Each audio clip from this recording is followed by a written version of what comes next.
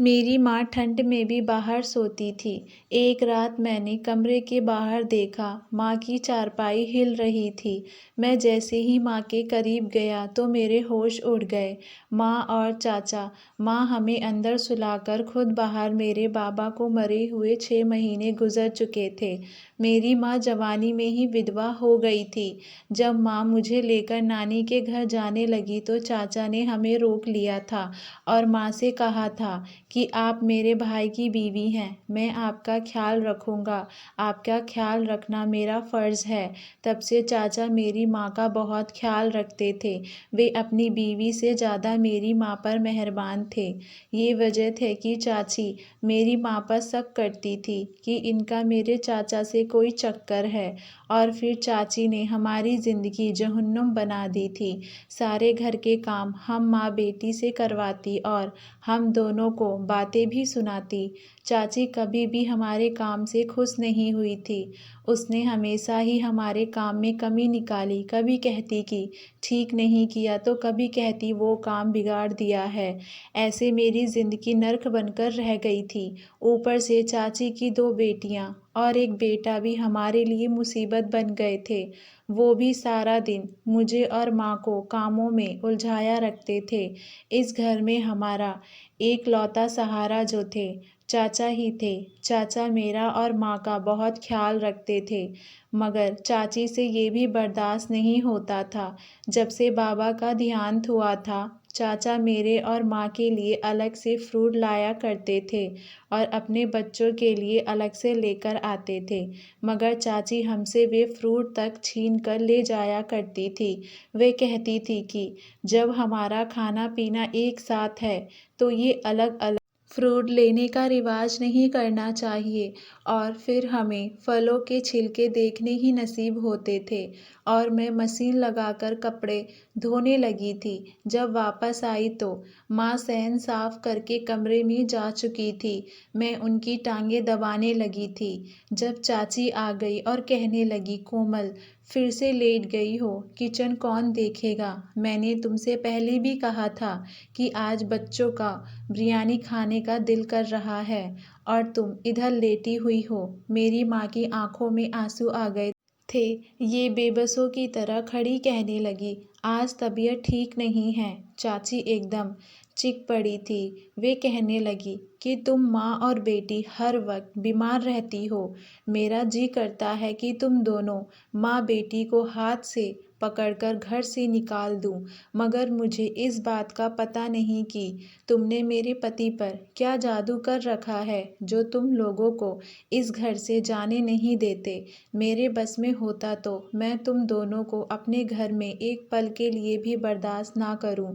माँ उठी और किचन में चली गई। मेरा दिल चाहता था कि मैं चाची से पूछूं कि आपके अंदर का शैतान आखिर कब तक ख़त्म होगा। दरअसल जब मेरे बाबा थे तो खूब कमाया करते थे। मेरे चाचा से ज़्यादा मेरे बाबा की आमदनी थी। हमने अच्छा खाया और अच्छा पहना था। ये सब देखकर चाची जलन का शिकार होती रहती थी। तब हमारी ज़िंदगी बहुत सुकून से गुजर रही थी। न जाने हमारी खुशियों को किसकी नज़र लग गई कि मेरे बाबा का देहांत हो गया। माँ अब तक सदमे में थी। चाची ने बड़ी होशियारी से बाबा का बिजनेस चाचा के हवाले कर दिया था। जाहिर सी बात है कि मैं और माँ तो अपने होश में ही नहीं थे। बाबा का कारोबार डूबने वाला था तो चाचा ने उसे संभाल लिया था। अब चाचा हर महीने सारी आमदनी लाकर मेरी माँ के हाथ पर रख दिया करते थे और कहते थे कि भाभी आपका माल है, आपको इसको जिस तरह इस्तेमाल करना है अपनी मर्जी से है। चाचा अपना काम छोड़कर बाबा का बिजनेस संभाल रहे थे। माँ चाचा को अच्छी खासी तनख्वाह देने लगी थीं। ये सब देखकर तो चाची का दिल जलकर रह गया था कि मेरा पति अभी भी एक एम्प्लॉय के तौर पर काम कर रहा था। चाची ने चाचा और माँ पर शक करना शुरू कर दिया था। रोज चाचा से लड़ने लगी थीं कि तुम अपनी भाभी और कोमल पर इतनी मेहरबानी किए हो, ज़रूर दाल में कुछ काला है। एक दिन मैंने चाची के सामने हाथ जोड़ दिए थे और कहा था कि ऐसे अल्फाज अपने मुंह से ना निकाला करो, मुझे मेरी बेटी के सामने शर्मिंदा मत किया करो, मैं किसी को मुंह दिखाने के काबिल नहीं रहूंगी। एक दिन चाचा ने अपनी बीवी से साफ साफ कह दिया था कि अगर तुम्हें ये बात करनी ना छोड़ी तो मैं तुम्हें तलाक देकर घर से निकाल दूंगा। ये बात सुनकर चाची डर गई थी। उसके बाद उन्होंने फिर कभी ये बात अपने मुंह से नहीं निकाली, मगर दिल में जो शक एक बार बन गया था वे कभी भी ख़त्म नहीं हुआ था। इसीलिए चाची ने माँ और मुझे जलील करने में कोई कसर नहीं छोड़ी थी। चाची ने तो चाचा को एक कदम से अपनी मुट्ठी में कर लिया था कि जो महीने भर का खर्चा लाकर माँ के हाथ में रखते थे उन्होंने वे भी देना छोड़ दिया था। यानी अब हमारे बिजनेस पर चाचा और उसके बच्चों का कब्जा हो गया था। मेरी चाची के दिल में चोर था जिसकी वजह से मैं और मेरी माँ बुरे दिन काट रहे थे। माँ की तबीयत बहुत ज़्यादा ख़राब रहने लगी थी। मैंने सोचा था कि मैं चाचा से बात करूं और उनसे कहूंगी कि मेरी माँ के इलाज के लिए चंद पैसे दे दें। जब रात को चाचा घर आए तो मैं उनके पास चली गई और उनसे कहा, चाचा आपसे बहुत ज़रूरी बात करनी है। चाचा कहने लगे, बेटी कहो क्या बात है। तब मैंने कहा कि मेरी माँ की तबीयत बहुत ख़राब रहती है, उनकी वजह से बड़ी परेशानी होती है। आप मेरी माँ के इलाज के लिए कुछ पैसे दे दो ताकि मैं माँ को डॉक्टर के पास ले जाऊँ। कहने लगे थे कि बेटी मैं तुम्हें पैसे दे दूँगा। मुझे तो इस बात का पता ही नहीं था। इस वक्त चाची हम दोनों की बातें चोरी चुपके सुन रही थी। वे जल्दी से आगे बढ़ी और कहने लगी, वो मेरे लिए तो हमारे पास पैसे नहीं हैं, लेकिन अपनी भाभी के लिए पैसे फ़ौरन से निकाल रहे हो। चाचा कहने लगे, तुम्हारे कपड़े जूते के लिए मेरे पास पैसे नहीं हैं। अगर तुम कभी बीमार पड़ोगी तो तुम्हें भी डॉक्टर के पास ले जाऊंगा। इतना पत्थर दिल नहीं हूँ, लेकिन तुम कैसी बीमार पड़ोगी। तुम तो सारा दिन बिस्तर पर लेटी रहती हो, अपनी भाभी और उसकी बेटी पर हुक्म चलाती हो, उनसे काम करवाती रहती हो। बीमार तो वे इंसान होते हैं जो मैं करता है। जब चाचा के मुंह से अल्फाज सुने तो उनका रंग उड़ गया था। वे कुछ कहे बिना कमरे से बाहर निकल गई थी। चाचा ने मुझे 100,000 दिए थे और कहा कि अपनी माँ को सुबह डॉक्टर के पास लेकर जाना। मैंने चाचा को दिल से धन्यवाद किया और अपने कमरे में आकर सारी बात अपनी माँ को बता दी। माँ कहने लगी, धन्यवाद हो तुम्हारे चाचा का जिन्होंने अपनी बीवी की करतूत मालूम है। मैंने कहा, माँ मुझे भी इस बात की तसल्ली है। माँ कहने लगी, बस मैं चाहती हूँ कि मेरी और तेरी इज्जत इस औरत से सुरक्षित रहे, ये कुछ भी कर सकती है। मैं बोली, माँ चाची सारा दिन हमें बेइज्जत करती हैं, इससे बुरा और वे क्या करेंगी। माँ कहने लगी, ऐसी औरतें बहुत कुछ कर लेती हैं, तुम क्या जानो। मैंने माँ से कहा, छोड़ो छोड़ो उन बातों को। अब मेरे पास पैसे आ गए थे और मैं सुबह आपको डॉक्टर के पास ले चलूँगी।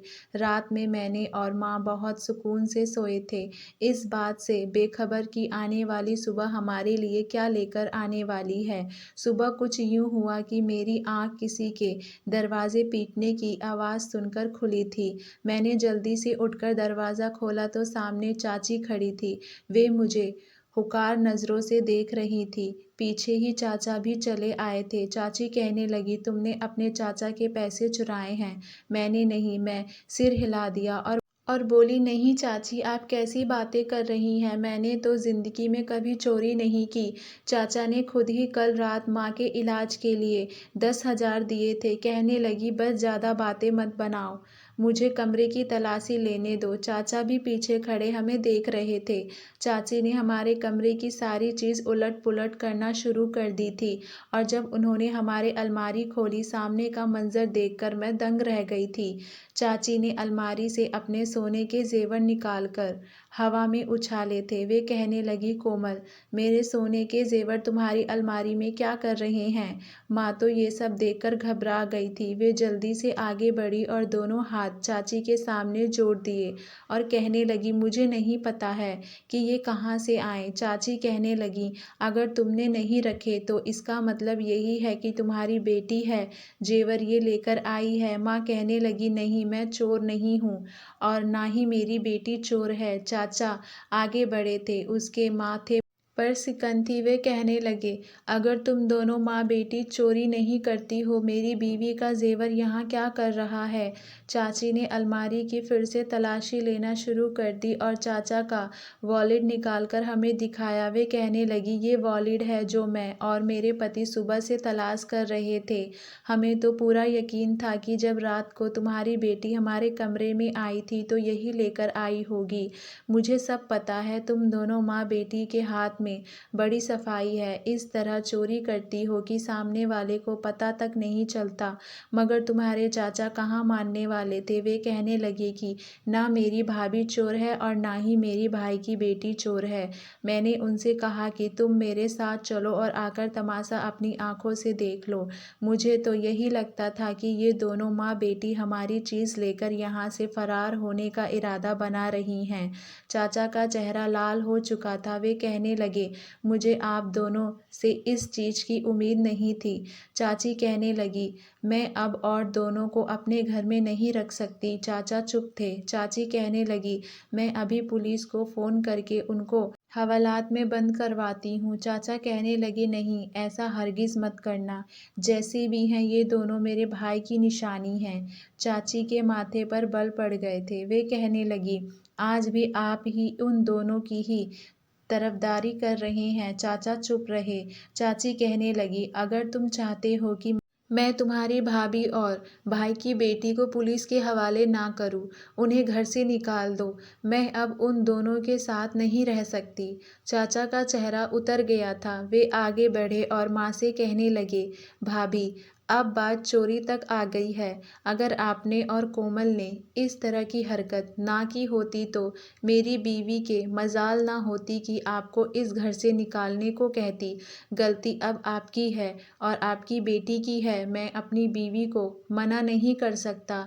हमारी बेहतर इसी में है कि आप इस घर से चली जाएं ताकि मेरी बीवी आपको पुलिस के हवाले ना कर सके। मेरी माँ आगे बढ़ी थी। वे जिंदगी में पहली बार चाचा के सामने बोल रही थी। वे कहने लगी, जिस घर में तुम रह रहे हो ये मेरे पति ने बनाया था। एहसान फरामोशी की भी कोई हद होती है, मगर तुम तो सारी हदें पार कर चुके हो।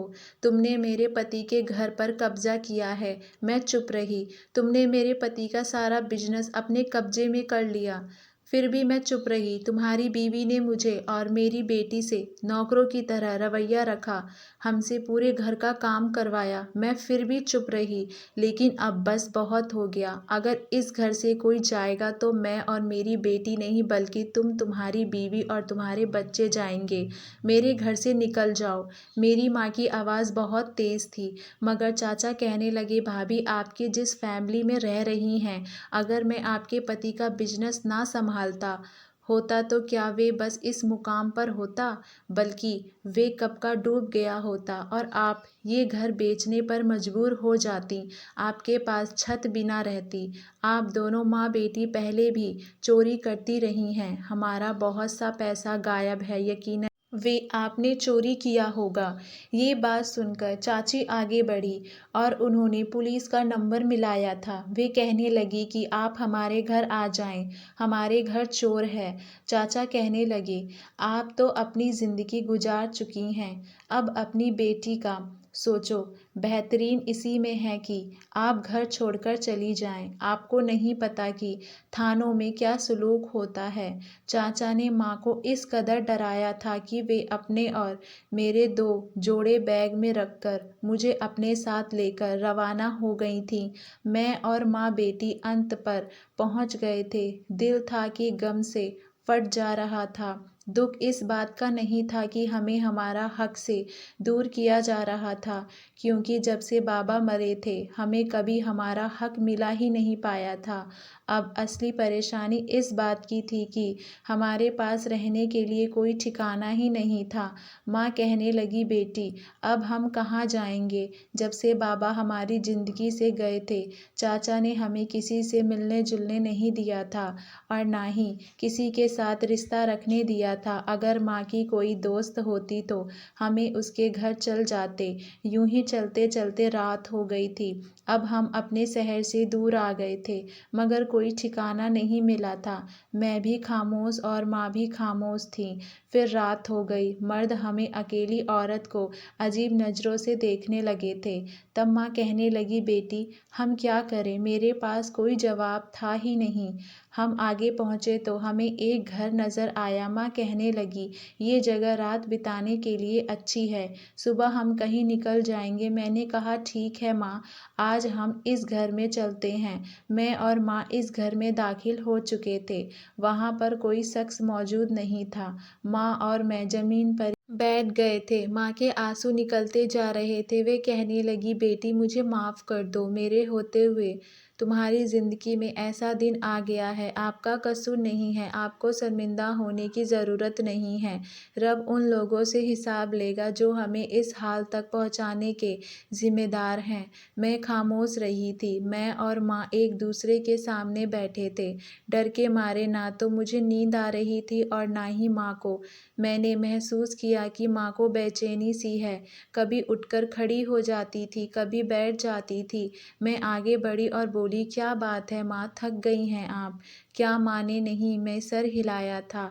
और तब मैंने महसूस किया कि माँ का पूरा वजूद पसीने से लथपथ था। उनके चेहरे की रंगत पीली पड़ चुकी थी और फिर देखते ही देखते बेहोश हो गई थी। मैं बोली, माँ क्या हो गया है आपको, आंखें खोलो। मगर माँ ने मुझे कोई जवाब ना दिया। वे बेसुध ज़मीन पर गिरी गई थी। मेरा दिल धड़क से रह गया था। मैंने जल्दी से माँ की नब्ज़ को टटोला था। वे भी चल रही थी। मुझे मालूम था कि मेरी माँ दिल की मरीज़ है और डॉक्टर ने ऐसी हालत में माँ को जुबान के नीचे रखने वाली गोली को कहा था। मेरे पास इस वक्त गोली मौजूद नहीं थी। मैंने माँ को वहीं पर लिटाया और खुद भागते हुए बाहर निकल गई थी। मैं जल्द से जल्द करीब मेडिकल पहुंचना चाहती थी ताकि वहां से माँ के लिए गोली ले आऊं। मेरे पास पैसे नहीं थे, मगर मुझे यकीन था कि ऐसी हालत में मेरी मदद ज़रूर करेगा। मैं भागती जा रही थी और फिर मैंने महसूस किया कि मेरे पीछे दो आवारा लड़के लग चुके हैं। मेरा बहुत तेज़ी से दिल धड़कने लगा था। वे कहने लगे कि तुम यहाँ से भागकर कहाँ जा रही हो? तुम्हारे पास फरार होने का कोई भी रास्ता नहीं है। ऐसा करो कि रुक जाओ, हमें मत थकाओ।